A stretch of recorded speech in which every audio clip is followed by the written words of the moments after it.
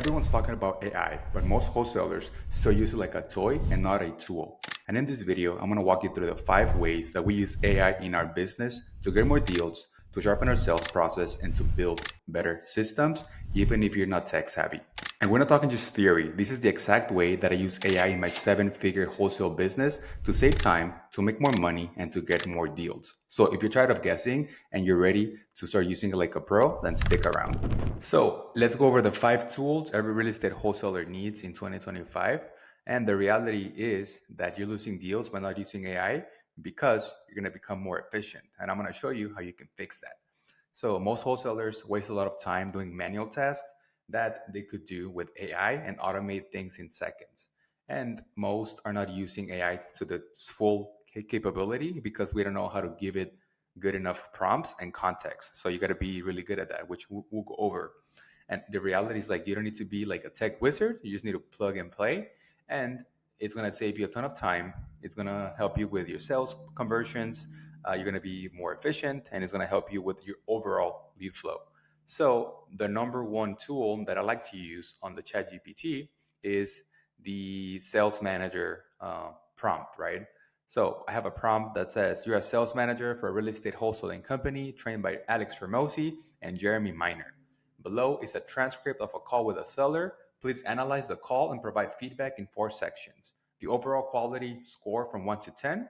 Things done right, areas for improvement, what could have done better, and also you got to be honest, specific, and use sales coaching best practices." So I'm going to show you what it looks like as far as kind of like the actual prompt, right? So you got to give it the transcript. There's some AI websites to pull it off from your phone system, but this is the conversation that my sales guy had, and it gave him a 6.5 out of 10, right? He said, good rapport and tonality, clear mutual understanding of the seller's expectations, but there were a couple of missed opportunities to build stronger control, deeper discovery, and clarity on the next steps. And then it tells you things done right, tone and report. It was good. The alignment in language, kind of like saying we want this to be a win-win and we would pay when we sell it, things like that. The framing, the convenience trade-off. So we kind of go over their options, kind of like all that stuff. And then we try to put in like a soft close where we let them know what's going to happen next. And then it kind of tells us where he could have improved, right? So lack of control towards the end of the call. The end of the call was friendly, but too open-ended.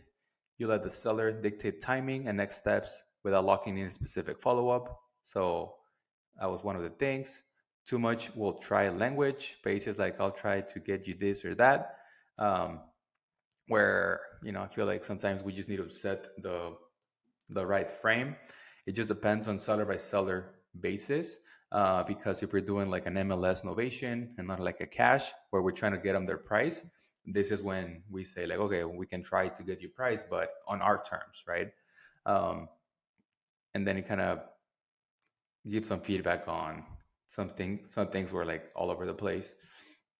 But you can use this to get feedback and train on whatever the ChatGPT tells you and your team. And then you can basically set a time to go over those so that they don't get missed. And overall, it's going to help you with your sales process, right? So you can catch missed pain points, identify bad habits, and auto-generate coaching feedback. And also, like as a bonus, what you could do is like if you have a call that you think that you did very, very good, you can just upload the transcript and let them know like, hey, I think I did really good. I got this deal. And then you can give it as much context. That way you could use it as a basis and you can just keep on building the chat GPT and just put the transcripts in there for whenever you have a sales call. The second one is a AI comping tool to save time. So you got to give it, again, here's like all about the context, right?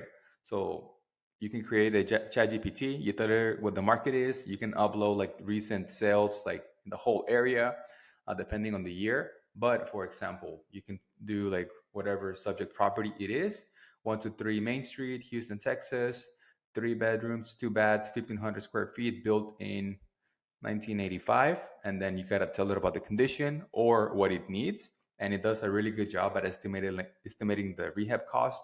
That way, you get your numbers, so you can get an ARV number, the after repair value, and then you can also get a current um, condition value as is, which we use a lot whenever we do our MLS listings or innovations. But you have to give it enough context. So you can go into Zillow or like Redfin and upload that area that you're trying to search for, and let them know, okay, what things are selling for, how long ago, what price per square feet, all that stuff, right? And then the instruction is, okay, estimate the ARV based on the renovated comps, estimate the as is value based on the subject's conditions compared to the dated comps, and then you need to show the average price per square feet for the renovated comps, and explain the math and logic behind the estimates. Also, what you could do is show photos of the property and compare it with like some of the other listings or recent sales. And you can also use it to save time just to get your offers. But let's say that you on the road like 10 deals, and then you submitted 10 offers. You can train it to understand your logic and how your market works, and the more feedback that you give it, the better it's going to become. So you can use it to save a ton of time, and then you can get the after repair value if you were trying to do like a wholesale offer, and then you can do the as is current condition. So basically the current condition is ARV minus the repairs that it needs, minus like a market adjustment for like 5%. That way, if you do the MLS listings innovations, you know what you can sell the property for, and you know what's the max that you can offer the seller, so that you net like that difference that you want to make with your business and for your fee, right? um, so after you get this, it's way easier to plug in your max allowable offer. I know people do it differently. We want to make 25K per novation, and on the wholesale side, 10, 15, it's okay, but we do a lot of novation, so that's why our average profit per deal is bigger. But you can use this, and the more feedback that you give it, the better it's going to become. And then you can store these GPTs on your chat GPT. That way you save a ton of time. Also, I like to use it for our Facebook stuff. Now, you know that we do a lot of Facebook, and I love it. But this is the prompt that you can give it. So if you have already images of properties that you have flipped, or maybe that you have assigned, you can use those photos and then have the AI edit those for you so that you can run a Facebook ad. And we use a lot of these. Of course, it's not everything that we do, but it's going to save you a ton of time. And this is kind of like the prompt. I'm running a Facebook ad for my home buying business. Please create a square image ratio 1:1 using this photo of a front facing house. Add the following text overlay. Top, local cash buyer; bottom, sell as is, no repairs, fast cash. Use bold, readable fonts and make the top yellow with a black drop shadow for contrast. Of course, this is going to change depending on the image, but without it, you can use like Canva or like any of the other softwares to edit your images. But with the AI, it's just going to save you a ton of time. And then you can also use it to create like headlines, hook ideas, add copy. And then, of course, ChatGPT is going to give you probably like 80%, and you can use it for frameworks, but you got to give it the rest. So the input that we put it's going to be what's going to make it work. Um, and then it just allows you to create different angles when it comes to your creatives and your ad copy. So for us, like we can combine it with our Facebook strategy that we teach our students with the arbitrage ads, and we basically teach them how we can create different ads. That way we find the winning ad copies and ad variations and add image ads, so that we get that cost per lead down and we get deals for cheaper. Now, it doesn't replace your strategy, it just makes the implementation way faster. So with this prompt, we get images like this. Of course, we feed it the photos, and then it edits it on our behalf, and probably takes 2-3 minutes to get an image, and then you can start running those pretty quick.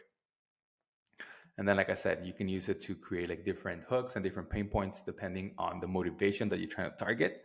But this is great, and it saves us a lot of time.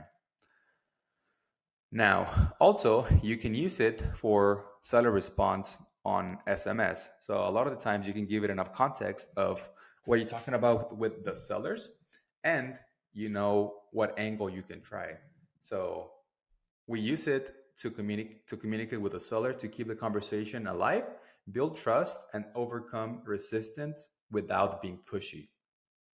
So you can use this one whenever a seller says like, I need to think about it, or we're not ready, or just ghost you. It can create responses that you can just send, and you know, it may be better than your standard like, hey, just following up, um, and just basically keeps them engaged, right?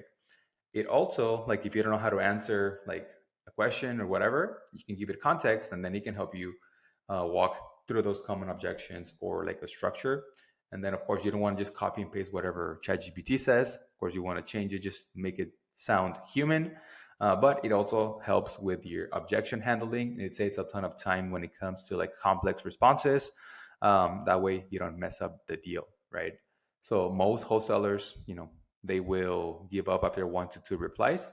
But if you use this prompt, it'll help you sound more human, build rapport, and help push the deal forward, especially when the seller is hesitant or you don't have like a clear answer of what's going on. And then also the last thing that I like to use it for is I use it for my team when it comes to role playing. Hey, pretend you're a skeptical seller, feed me the top 3 objections and grade my responses, right? So you can use that for training, and then it's going to spit out like a bunch of different objections.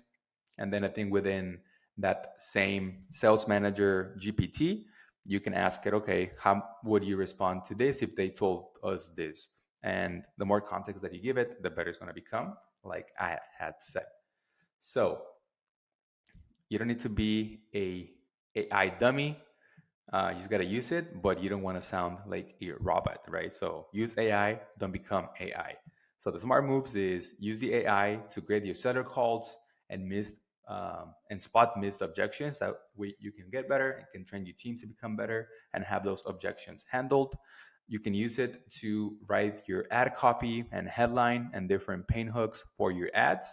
You can use it to generate your images, static ads of photos that you have, I'm sorry, of property that you already have done deals with. And you can use it to help you comp and do rehab estimates. That's going to save you a ton of time. Now, a lot of the mistakes that I see is, people will copy and paste the responses without, giving it your own twist. And also, like, you can't let AI dictate the offers without the human review, right? So it can only take you 80, 85% of the way there. You got to give it the extra 15, but it's still going to save you a ton of time. And then you can't assume that AI can magically close deals for you. I know there's some AI softwares that they answer the phone calls and stuff. Um, I don't think it's that good just yet, but I think within the next year or so, it should become way better. We still have to do a lot of work because these sellers, I mean, they're selling their home, which is their biggest asset or the biggest purchase they've ever done. So the human interaction has to be on point.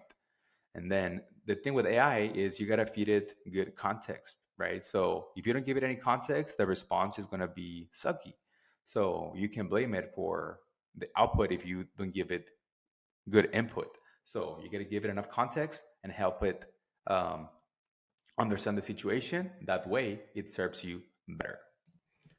So there you have it. The wholesalers who win in 2025 are the ones who adopt this, and you got to get with the flow and get with the trend. Technology is evolving, so you got to use it to your advantage. And the ones who win are the ones who implement this, because the more that you can automate and systemize your process, the more money that you're going to make, because you're going to save a ton of time and you're going to be able to train your team and do things properly.